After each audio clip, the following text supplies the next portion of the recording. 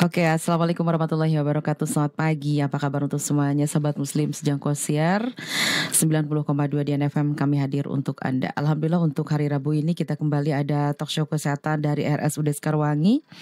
Untuk hari ini Rabu di tanggal 2 Juli 2025 dari pukul 9 sampai pukul 10 ya. Dan tema yang kita bawakan untuk hari ini adalah mengenal penyakit jantung bawaan sejak dini gitu ya. Dan alhamdulillah narasumber juga sudah hadir bersama Dr. Karina Niken Pratiwi. Ya, beliau adalah dokter spesialis jantung dan pembuluh darah.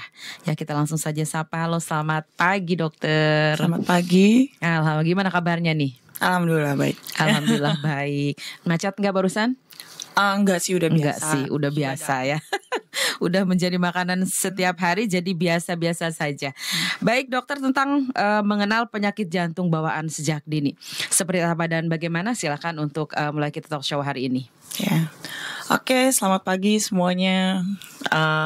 Mudah-mudahan kita semua senantiasa sehat walafiat. Ini kenapa saya bawain topik penyakit jantung bawaan? Karena tahun lalu saya mengisi talk show juga. Itu kita ngomongin tentang masalah serangan jantung. Jadi saya rasa kalau mau tahu tentang masalah serangan jantung yang udah tua-tua nih, yang sudah dewasa-dewasa nih, kayaknya udah hatam lah, bisa dilihat juga dari yang sebelum-sebelumnya. Dan kayaknya udah terlalu banyak ya topik mengenai tentang masalah penyakit jantung yang disebabkan karena faktor lifestyle dan segala macam. Cuman yang saya concern sekarang adalah saya akhir-akhir ini banyak banget pegang-pegang pasien, baik usia muda gitu, bayi, anak, dewasa, atau bahkan yang hamil gitu. Ketemunya karena ya penyakit jantung bawaan. Bukan karena suatu lifestyle, gaya hidup ya, bukan gara-gara gaya hidup, bukan karena kurangnya aktivitas, bukan karena pola makan gitu, bukan karena kurang olahraga. Tapi memang mereka sudah punya penyakit jantung yang bawaan yang tidak terdeteksi dari kecil. Jadi makanya ini saya mau kasih edukasi, pengetahuan bahwa penyakit jantung itu nggak selalu ditemukan pada usia tua atau gaya hidupnya atau pola hidup yang kurang baik, tapi bisa juga dari bawaan sejak lahir gitu, dari mulai gejala, mulai dari ya itulah kita mau bahas itu dari sekarang. Karena biar kita bisa tahu gitu. Jadi ibu-ibu lebih banyak pengetahuannya. Terus juga kalau mereka yang memang sudah tahu ternyata ada lubang di jantung, mereka tidak biarin aja udah dari kecil ada bawaan gitu. Terus dibiarkan aja ketemu di saya udah tua, jantungnya udah gede, udah kayak tempayan. Ya jangan sampai seperti itu gitu. Itu sih yang mau saya bawakan topik hari ini. Jadi kalau misalkan tentang gaya hidup, itu udah jelas, udah pasti kan, udah nggak aneh. Tapi kalau ada penyakit bawaan kan gitu kan, apalagi nih bayi gitu kan ya. Bisa udah dewasa muda. Saya sekarang lagi ngerawat, ini ada hamil anak kedua, yang nggak sadar, dia udah tahu ada penyakit jantung bawaan dari lahir, tapi nggak diobatin. Lama-kelamaan kan pada saat waktu dia hamil kan bayinya jadi kecil, terus kan mengancam nyawa juga persalinannya gitu. Jadi jangan sampai seperti itu, bahwa cuman sesek-sesek gitu, dibiarkan aja gitu. Jadi kita harus tahu bahwa ada penyakit jantung yang memang dari kecil itu sudah timbul gitu, memang sudah ada. Biasanya karena lubang. Gitu. Untuk mengenali bawaan pertama yang kita rasakan kalau kita mengalami penyakit jantung apa sih dok? Kalau pada anak-anak nih, makanya kita bagi dua. Ada yang waktu pas ketemunya pas lagi kecil, ada yang ketemunya pas sudah dewasa. Kalau yang ketemunya pas lagi kecil itu biasanya kita harus ngelihat anak sendiri. Nggak usah jauh-jauh lihat orang lain, lihat dulu anak sendiri. Sudah cukup nggak berat badannya? Makanya wajib ke dokter anak kan buat ngelihat tuh. Nggak harus ke dokter anak sih. Sekarang kan ada puskesmas juga ya. Jadi kalau misalkan masalah stunting tuh berat badan nggak naik gitu. Beneran cuman gara-gara makanan, atau memang ternyata dia ibu bapaknya kecil jadi anaknya juga kecil, atau memang ternyata dia punya sakit jantung bawaan. Jadi kalau pada anak-anak itu kita bisa lihat kok badannya nggak gede-gede, ini bayi anak saya nggak sama kayak anak-anak yang lain gitu. Terus waktu pas kecilnya ternyata kalau minum susu itu suka putus-putus gitu.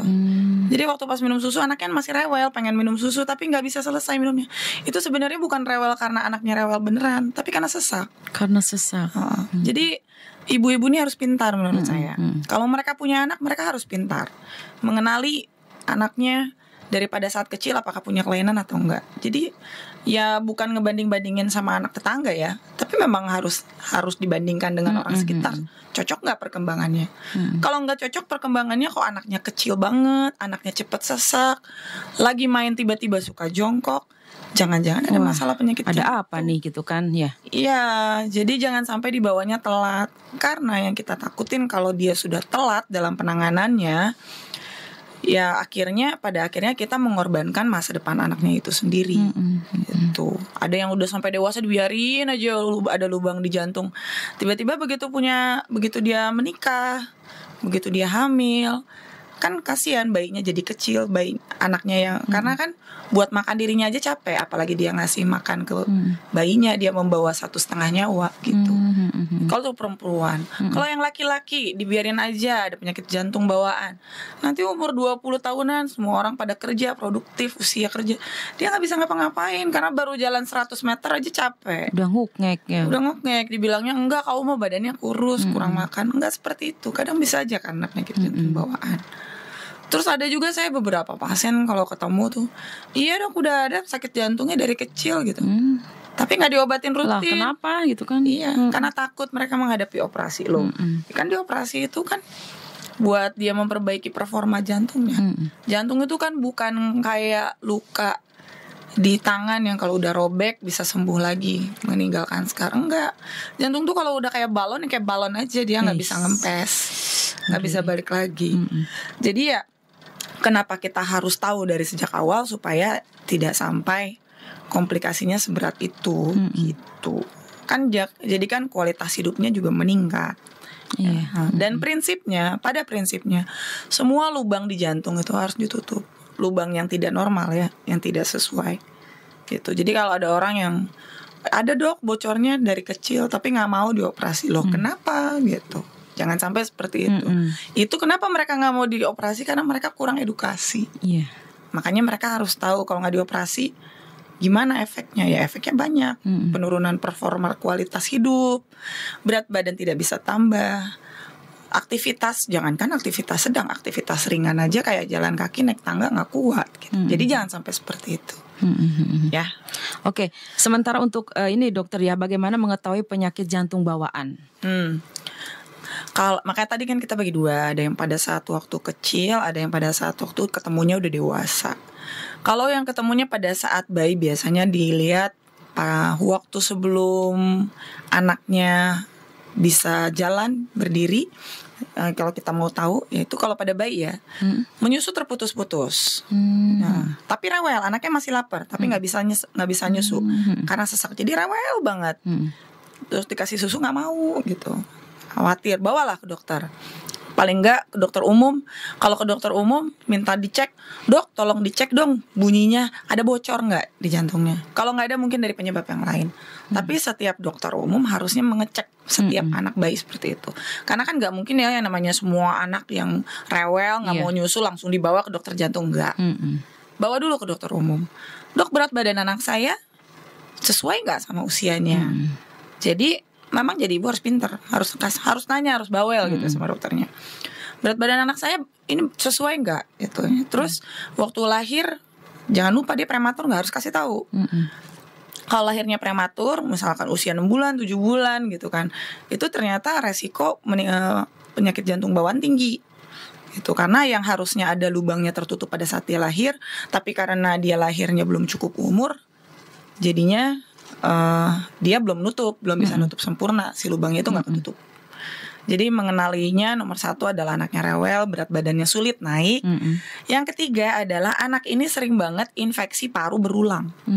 Jadi umurnya mungkin 2 tahun, jalan mungkin belum bisa ya berdiri, tapi berdiri bisa, jalan belum bisa gitu. Terus ibunya bingung kok tiap 6 bulan anak ini dirawat terus gara-gara sakit paru-paru katanya. Nah jangan-jangan gitu. Kalau ada lebih dari 1 tahun dia sampai dirawat ya, bukan batuk pilek biasa, batuk pilek demam yang sampai harus memerlukan perawatan lebih dari 2 kali dalam 1 tahun, kita curiga jangan-jangan jantungnya ada kebocoran.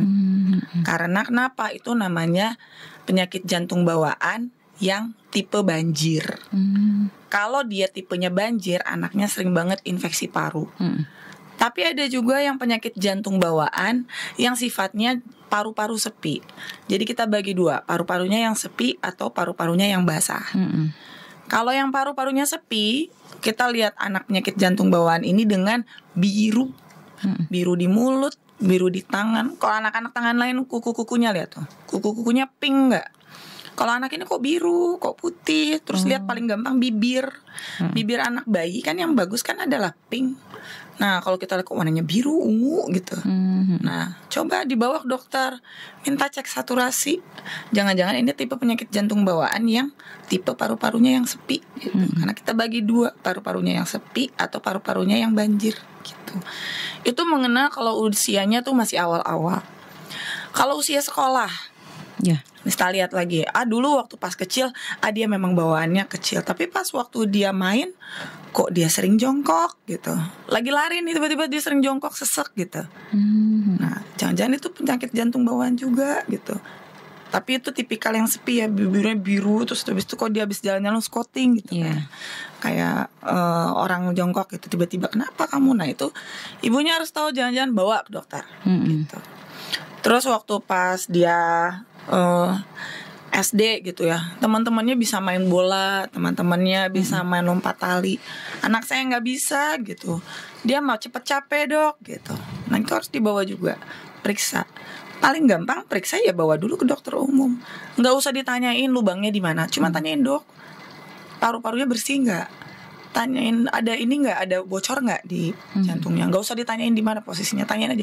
Kalau memang ternyata ada bocor, nanti biar dokter umumnya yang bawa. Gitu. Makanya membawa anak ke posyandu, ke dokter itu hukumnya wajib. Karena kita mengenal masalah kesehatan sejak usia awal.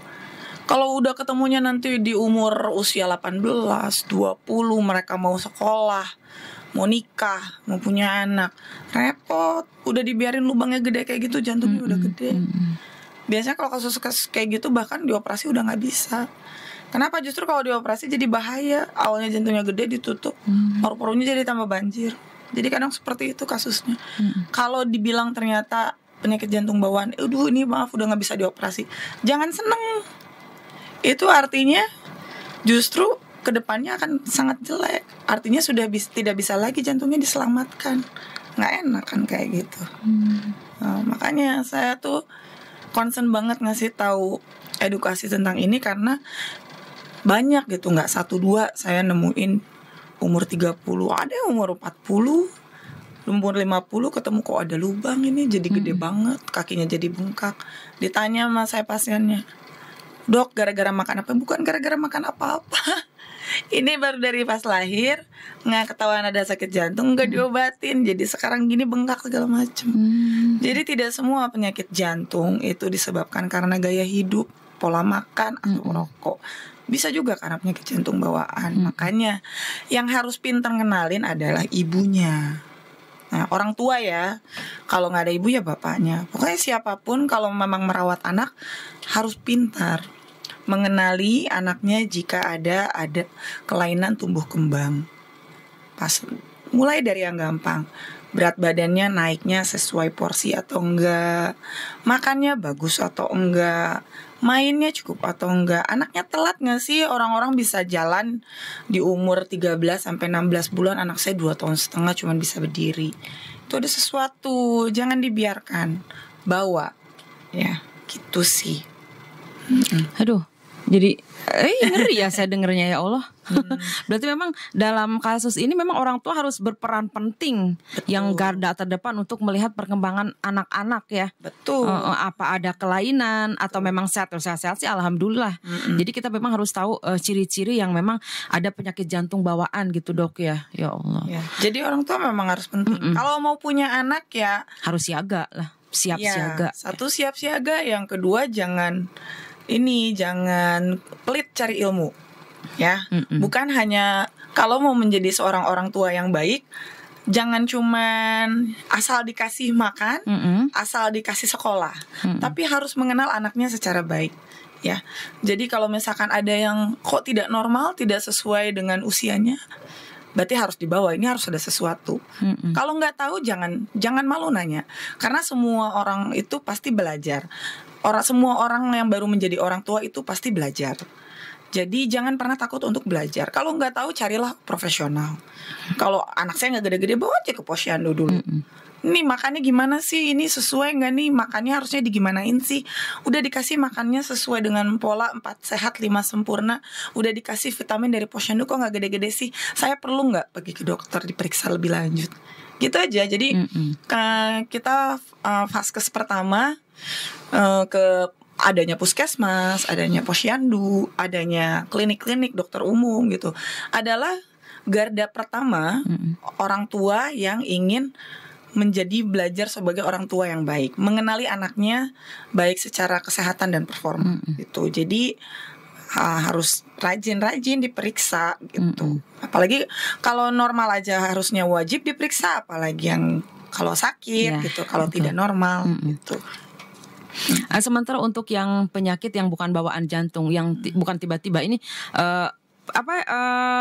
ininya masih muda atau dari anak lain itu udah sehat, tapi udah gede dia terkena penyakit jantung. Itu berbau dari apa, Dok? Atau dari makanan atau misalkan dari apa nih kira-kira nih? Wah, itu sebenarnya udah di luar konteks ya. Iya. Kalau penyakit jantung secara keseluruhan, kayaknya udah pernah saya bahas tuh di talk show, dari mulai pola makan dan segala macam. Namanya sakit jantungnya tuh, apalagi kalau yang sudah didapat, yang bukan bawaan ya, tapi yang karena usia dan lingkungan, gaya hidup. Jadi kalau ditanyain sakit serangan jantung apa segala macam, ditanya dari mana awalnya, kita nggak bisa ngomong sakit. Ada orang serangan jantung gitu, terus habis gitu disebut, dok saya kenapa ya bisa serangan jantung? Ya nggak bisa ditebak-tebak, karena penyebab serangan jantung mah faktornya banyak, multifaktorial, nggak cuma satu. Cuman ya bisa ada yang dicegah, ada yang nggak bisa dicegah. Kalau yang nggak bisa dicegah ya bawaan, misalkan kayak genetik. Soalnya kayak penyakit jantung bawaan yang sekarang lagi kita bahas nih, kan itu kan genetik, nggak bisa diapa-apain. Atau enggak dari lahir memang udah ada lubang gitu. Yang kalau kayak gitu obatnya diapain? Obatnya ya kalau ada lubang ya ditutup. Kalau ada kelainan muter-muter jantungnya, kan banyak tuh yang muter-muter. Yang harusnya kan ruangannya 4, pembuluh darahnya yang besar 2, katupnya ada 4, tapi tiba-tiba katupnya jadi 3, yang satu nggak kebuka. Ada yang kayak gitu. Itu namanya kelainan anatomi ya, kelainan struktur gitu. Jadi kayaknya kayak rumah gitu. Kita tuh anggap jantung ini adalah rumah. Rumah itu yang ideal harus punya jendela, harus punya pintu depan, harus punya pintu belakang, harus punya dapur, harus punya kamar. Tapi ada jantung yang kalau penyakit jantung bawaan itu dia nggak punya atap, dia nggak punya pintu, dia nggak punya jendela, ya pasti kan akan membuat suatu masalah gitu ke depannya. Itu nggak bisa diapa-apain, obatnya diapain? Ya dibawa ke tukang mekanik jantung, dioperasi gitu. Jadi jangan bilang katanya takut dioperasi gitu, nanti itu di black. Ya kan di black kayak bedah rumah ya gitu kan. Kalau nggak punya pintu ya kita bikinin pintu gitu. Kalau nggak punya jendela kita bikinin jendela, supaya apa? Supaya ada sirkulasi. Ya itu kan logikanya kayak gitu. Jadi harus dibenahin gitu kan. Iya, jangan takut sama operasi. Saya tuh banyak banget pasien-pasien saya tindakan operasi takut banget gitu. Kasihan dok, anak saya umur 3 tahun masa harus dioperasi. Itu lebih kasihan lagi kalau misalkan dia nggak punya pintu gitu. Kalau misalkan itu ada bocor, ibu anggap nih anaknya ada bocor nih, rumahnya bocor, kebanjiran, terus dibiarin aja gitu, kasihan gitu, gara-gara nggak mau dipasang-pasang semen apa segala macam. Kan nggak kayak gitu logikanya, ya kan? Jadi jangan pernah takut kalau disuruh tindakan. Saya pusing sekali untuk ngasih edukasi. Pasien-pasien tuh yang disuruh tindakan tuh nggak mau. Kan kadang-kadang sekarang ini tidak semua penyakit jantung itu yang dioperasi itu di black di dada. Sekarang ada banyak banget teknik baru. Kayak misalkan kalau lubangnya cuma 1, bisa nih pakai alat. Jadi pakai payung, masuknya lewat paha, masuk ke dalam, terus kita pakai payung sebelah kanan sebelah sini, kita tutup tuh lubangnya, selesai. Kan nggak dibelek dadanya. Tidak semua. Yang di black dada itu adalah kasus jantung yang kompleks.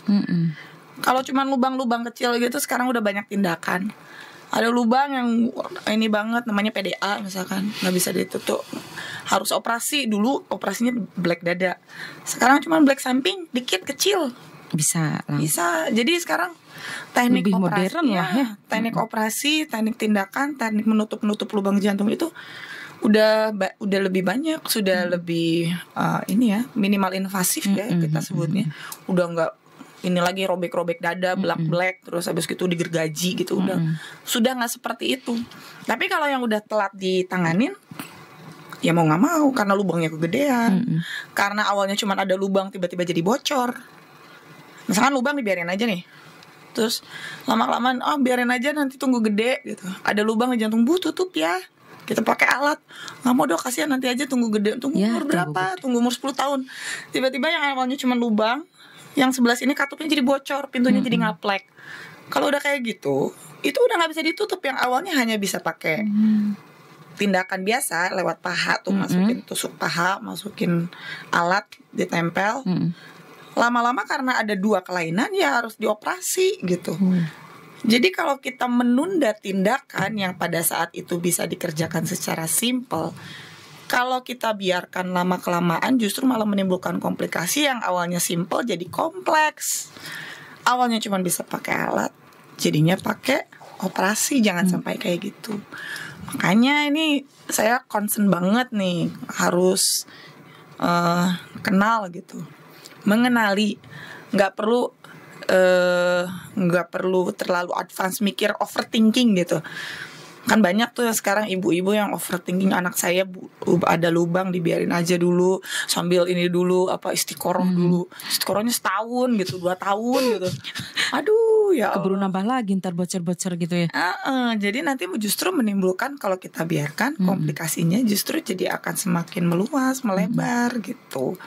Kadang nanti harus jadi diobatin dulu. Dok, pakai obat dulu bisa nggak? Kadang gitu. Saya sering banget pertanyaan, ada yang lubang-lubang itu saya suruh tindakan kan, dok pengennya pakai obat dulu, siapa tahu dia menutup. Nggak bisa. Nggak bisa, itu harus ditindak langsung. Nggak bisa, karena itu kelainan struktur, karena kelainan anatomi, bukan kelainan yang memang kayak kolesterol bisa dipakai obat diturunin. Nggak bisa, nggak kayak gitu. Kalau misalkan gula gitu, pakai obat dulu gitu, memang pakai obat. Udah gula mah nggak bisa dioperasi, ya kan. Misalkan kolesterol tinggi, pakai obat aja gitu. Yang kayak gitu bisa, atau enggak disuruh pasang ring tapi belum mau gitu, pakai obat dulu. Yang kayak gitu sebenarnya masih bisa kita tunda-tunda. Tapi kalau ada kelainan anatomi, ya kayak pintunya ngaplek gitu, atau enggak pintunya nggak bisa kebuka, itu kan kelainan dari sananya ya. Iya. Ya kan, itu kan kelainan struktur yang memang harus ada suatu tindakan. Nggak bisa pakai obat dulu, harus diganti. Kalau tiba-tiba harus diganti. Kalau tiba-tiba ada sempitnya harus dibuka. Kalau ada lubangnya harus ditutup gitu. Nanti kalau dibiarkan terus, nanti pada saat kita kasih obat itu supaya menekan, supaya dia paru-parunya nggak basah doang, nggak tambah banjir gitu. Kita hanya bisa memberikan obat-obatan supaya yang awalnya paru-parunya jadi banjir, berkurang banjirnya. Itu doang, tapi lubangnya tidak tertutup. Ya ini pengetahuan yang harus diketahui sama ibu-ibu, sama anak-anak yang udah tahu ya. Misalkan anaknya ada bermasalah di jantungnya, ada kebocoran, itu bahwa obat pada kebocoran jantung hanya untuk mencegah progresivitas, mencegah supaya tidak tambah buruk, tapi mengobati tidak, ya. Menutup lubang yang sebelumnya ada jadi nggak ada, itu nggak mungkin. Terus berharap bahwa biarin aja nanti siapa tahu sembuh, nggak seperti itu. Obat-obatan hanya mencegah progresivitas penyakit, tapi tidak menangani masalah sesungguhnya. Oke, Gitu. biar nggak tegang dulu, karena bener-bener saya aja yang ininya tegang loh dok, asli loh ya. Biar nggak tegang dulu, kita balik dulu aja ke Studio 1 untuk menekan beberapa pariwara berikut ini, dan nanti kita lanjut obrolan kita untuk talk show hari ini. Dokter, ada satu pertanyaan yang hadir dari Radio Dian FM. Ini kalau penyakit jantung bawaan, apakah indikasinya dari ibunya atau bagaimana? Dan tanda-tanda fisik memiliki penyakit jantung sejak dini. Ya, ini makasih banyak nih buat yang masuk di Studio 1 untuk pertanyaan. Silakan dokter. Tanda-tanda fisiknya. Jadi kalau dari kecil sampai besar sudah bisa kelihatan. Tapi kalau semakin lama dibiarkan, tanda fisiknya makin jelas. Jadi yang awalnya kalau pada bayi atau anak umur 2 tahun, 3 tahun gitu, kita lihat bibirnya ungu. Itu kalau tipenya ya, tergantung tipenya ya. Ada yang tipe penyakit jantungnya itu menyebabkan paru-parunya sepi atau paru-parunya itu banjir. Kalau yang bikin paru-parunya sepi, biasanya tanda utamanya adalah biru. Birunya itu adalah di mukosa-mukosa. Jadi yang paling gampang dilihat itu bibir. Jangan, kalau udah gede jangan lihat dia pakai lipstiknya ya, hapus. Lihat itu dia ungu atau enggak. Makin besar makin kelihatan ungunya. Kalau bayinya waktu pas bayi misalkan atau umur 2 tahun 3 tahun, cuman kelihatan biru kecil gitu ya, enggak terlalu gimana. Pas udah besar dia lebih hitam. Ya, ungunya udah semakin kentara. Semakin besar. Terus selain di bibir yang bisa kita lihat adalah di kuku. Di kuku kita bisa lihat kalau pada anak-anak kukunya itu dia hitam biru, tapi kalau sudah semakin besar, misalkan udah usia sekolah atau usia remaja atau mungkin pada usia dewasa muda, itu namanya clubbing finger. Jadi ada tanda kalau kita giniin nih, ketemu ini jempol kuku yang telunjuk 1, telunjuk 2. Terus kan kalau kita ketemukan ini kan ada spasinya tuh, ada tuh celah ya. Ada celah antara keduanya. Kalau pada yang penyakit jantung bawaan yang paru-parunya sepi, ini nggak ketemu nih, jadi dia nggak ada celahnya. Ya, nggak ada celahnya. Jadi dia bentuk kukunya begini bulat gitu. Tapi kita mah sehat ya. Karena kan kita lihat juga kan kuku kita putih atau pink. Kalau mereka warnanya kan biru tua. Dan kalau kita temuin melendung kayak gini, gitu ya. Melendung. Dan nggak ada spasinya tuh. Ini kan ada tuh celahnya. Iya. Kalau pada yang dewasa yang udah bentuknya yang tipe jantung paru-paru yang paru-parunya sepi itu, dia nggak ada spasinya. Itu namanya clubbing finger. Nanti kalau mau lihat di Google bisa tuh lihat contohnya clubbing finger. Clubbing finger bukan gini ya, tripping, bukan. Clubbing finger itu adalah tanda penyakit jantung. Itu yang tipe paru-parunya yang sepi. Terus kalau tadi pada usia anak-anak tuh, anaknya lari terus suka jongkok gitu. Nah, suka jongkok, megang kakinya itu namanya squatting. Jadi tiba-tiba lagi lari nih main sama teman-temannya, kok anaknya tiba-tiba kayak jongkok lari gini, kayak sesek gitu. Nah itu adalah itu khas pada anak-anak yang ketemu di usia sekolah penyakit jantung bawaan ketahuan. Tapi itu yang tipe paru-paru sepi gitu. Biru lah, pokoknya biru di bibir, terus clubbing finger. Terus yang tadi yang dia suka jongkok itu namanya squatting. Itu yang tipe yang paru-parunya sepi jantungnya. Kalau yang penyakit jantung bawaan yang tipe paru-parunya banjir atau yang basah, sesak. Yang tadi saya bilang dalam 1 tahun lebih dari 2 kali perawatan karena demam, infeksi, demam, batuk, pilek, tapi sampai harus dirawat. Bukan cuma batuk, pilek, bapil mah biasa. Batuk, pilek, demam yang harus sampai dirawat, pneumonia, lebih dari 2 kali dalam 1 tahun. Itu yang tipe paru-paru yang basah. Kalau pada usianya udah gede, misalkan remaja atau dewasa, kecil badannya nggak bisa gede-gede, bawaannya kecil terus kemudian kadang ada beberapa yang udah jantungnya bengkak banget, kakinya pada bengkak semua, kakinya bengkak, mukanya bengkak, perutnya jadi bengkak juga, kasih tes karena penumpukan cairan. Jadi bukan awalnya yang dia numpuk cairannya di paru-paru, lama-kelamaan dia akan mengisi tempat-tempat kosong kayak di kaki, perut, bola mata. Jadi udah tumpah gitu kan bengkak ya. Bengkak karena awalnya dia cuman banjirnya ke paru-paru, lama-lama karena udah jantungnya gede banget, paru-parunya udah nggak bisa nampung juga, jadinya banjirnya kemana-mana, banjir ke kaki, banjir ke perut, ke wajah. Itu tanda-tandanya mengenalinya. Kadang ada juga yang nggak ada kelihatan bengkak-bengkak kayak gitu, tapi sesek banget gitu. Jadi baru biasanya kalau orang lari 1 kilo kan normalnya nggak terlalu jauh. 1 kilo ya capek sih. Kalau ini mah sesek banget, nggak bisa. Dari dulu saya nggak bisa kerja berat gitu. Coba cek gitu, jangan-jangan jantungnya bermasalah. Karena saya ada juga beberapa kasus yang umur 30-40 dibiarin udah hamil, udah punya anak, bahkan ada yang udah punya cucu. Pas dilihat ternyata loh kok ada lubang. Dari kecil nggak ketahuan. Tapi memang lubang-lubang gitu yang kecil banget. Terus penanganannya ya bawa ke dokter. kasih obat. Kalau banjir kita kasih obat anti banjirnya. Kalau dia sepi kita kasih obat-obatan. Misalkan yang tadi yang biru-biru itu, kita kasih obat-obatan. Itu kan karena dia sempit tuh si pembuluh darah paru-parunya. Biasanya kita pakai obat supaya yang awalnya sempit nggak terlalu tambah sempit. Kita ngebuka nggak bisa. Tapi obat-obatan itu mencegah supaya si sempitnya itu dia lebih lega. Tapi kalau ngebuka ngelebarin nggak bisa.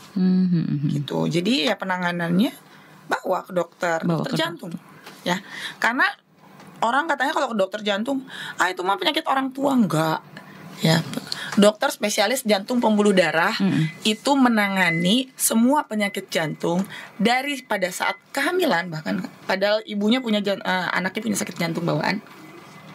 Dari mulai saat mudiga itu masih berupa janin sampai ke usia 80-90 tahun, 100 tahun kalau masih ada ketanangan.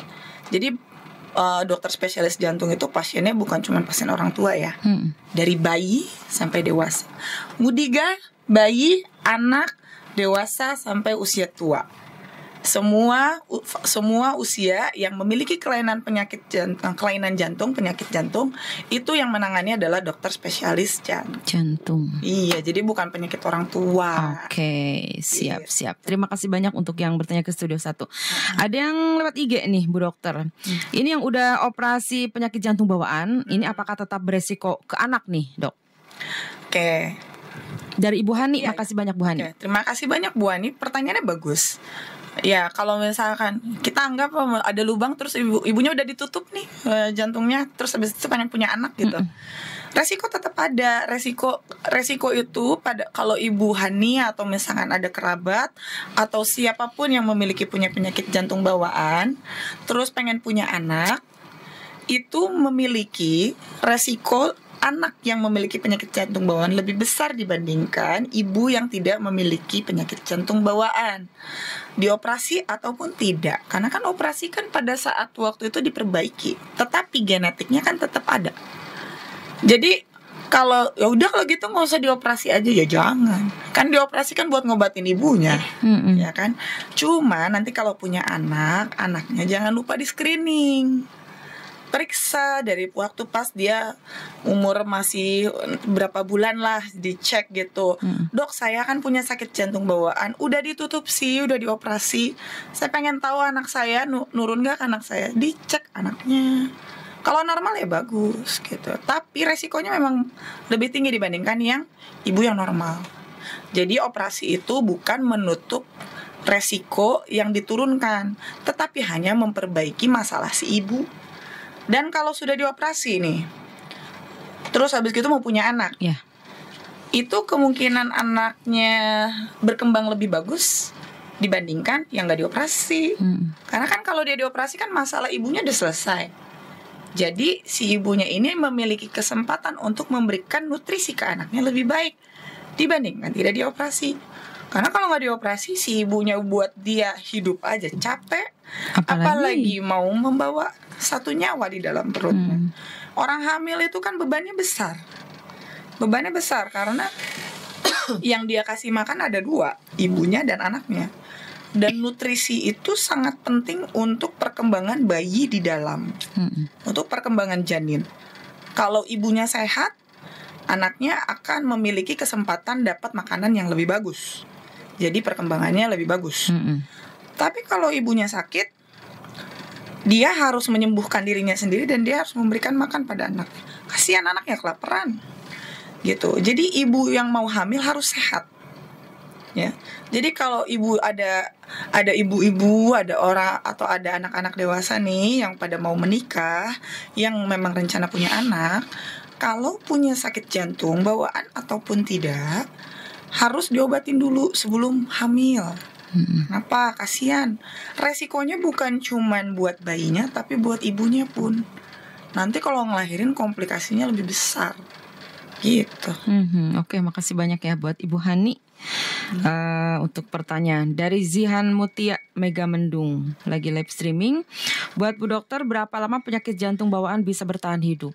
Waduh. Pertanyaan besar. Karena masalah hidup atau tidak bukan urusan saya. Iya, betul. Ya gitu. Kita dokter ini sebenarnya mekanik ya. Yang menentukan ketahanan itu adalah semangat hidup ibunya, support dari keluarga, doa, dan nasib. Tapi kalau nggak dibawa sama ke kita, ya kapan, ya gimana kita mau memperbaiki ya. Makanya kenapa saya judulnya sejak dini, mengenali sejak dini.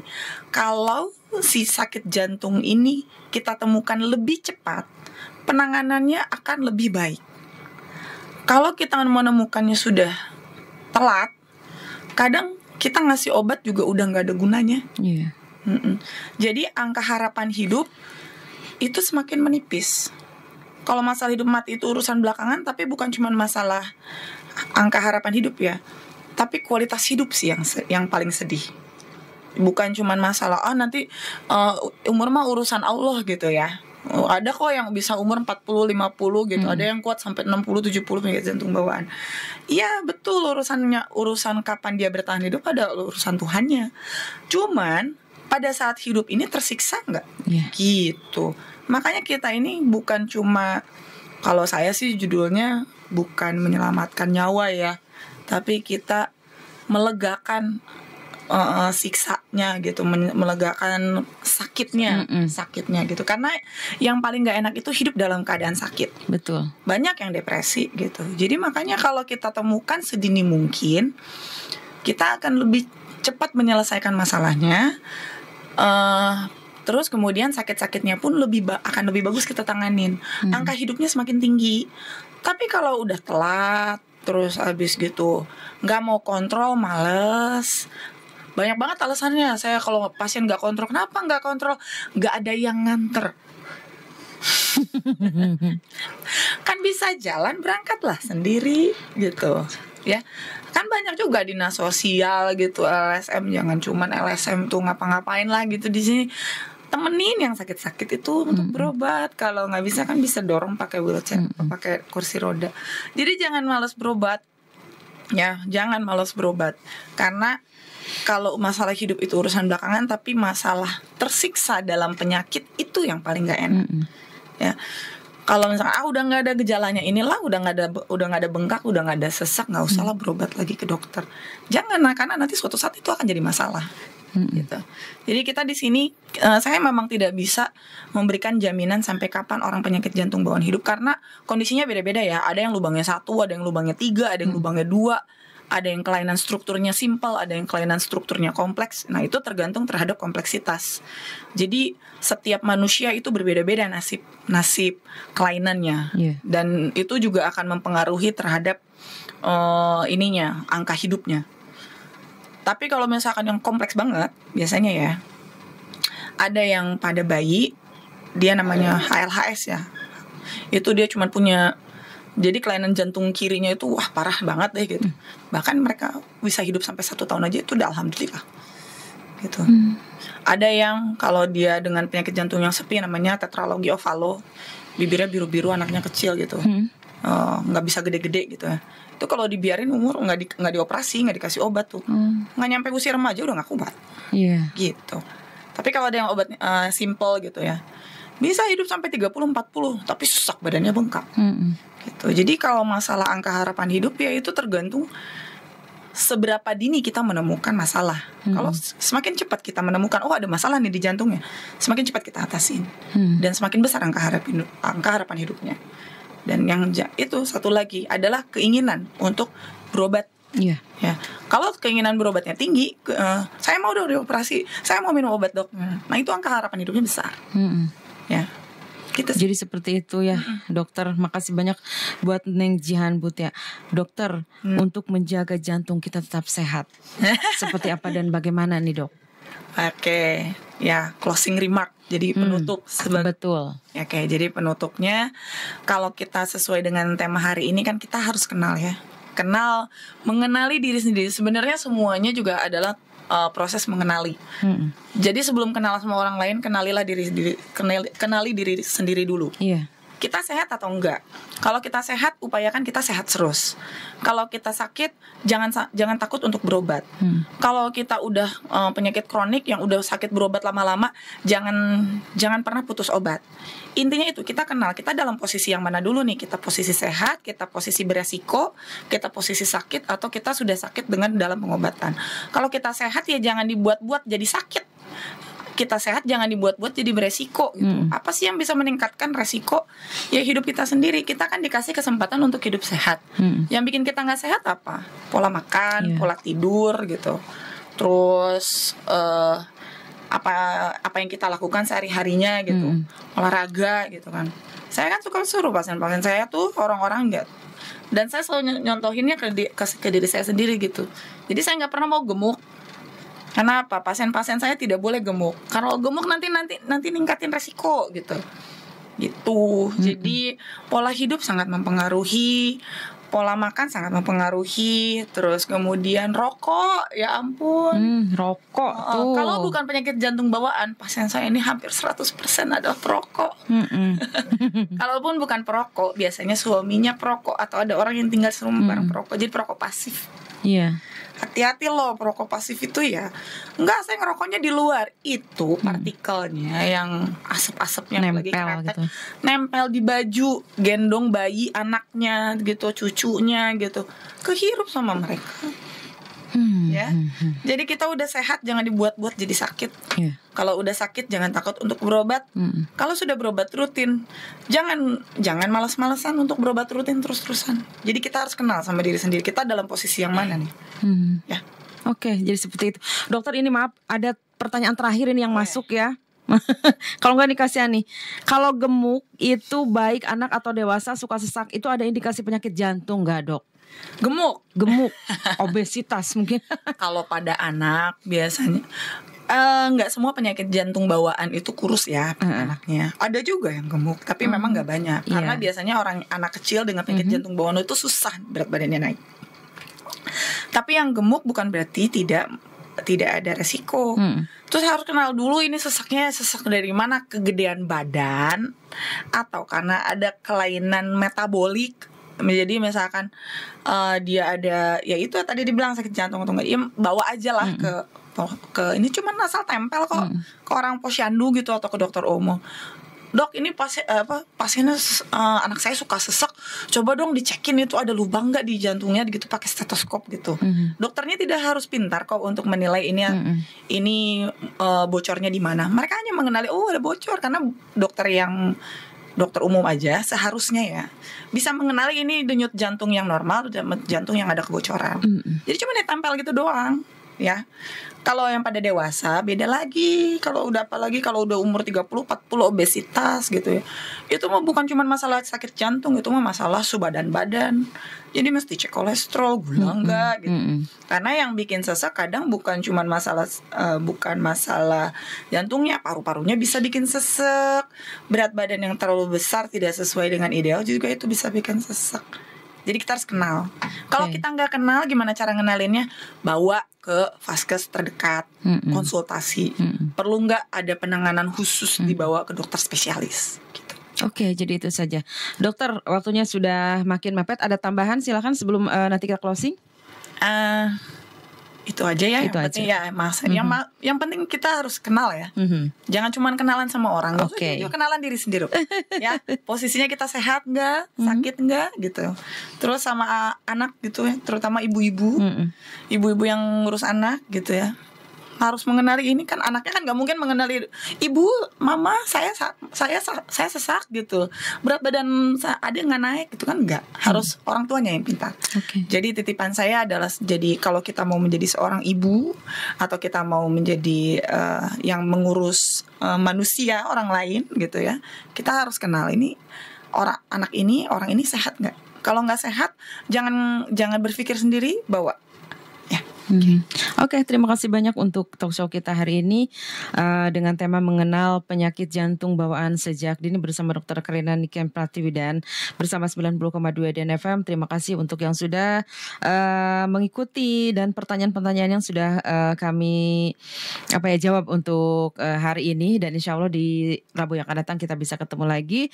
Yang ada di Studio 1 Budan Swastika dan yang lainnya yang ada di Sekarwangi, Om Bima, terima kasih banyak. Ada Bang Khohir, ada juga Om Ju, ada juga Ibu Ambar, selamat siang, dan juga Mama Neng, terima kasih untuk semuanya. Dokter juga terima kasih sudah hadir. Insya Allah di lain waktu kita bisa ketemu lagi ya dokter ya. Sekaligus saya pindah undur pamit, mengucapkan banyak terima kasih dan wassalamualaikum warahmatullahi wabarakatuh.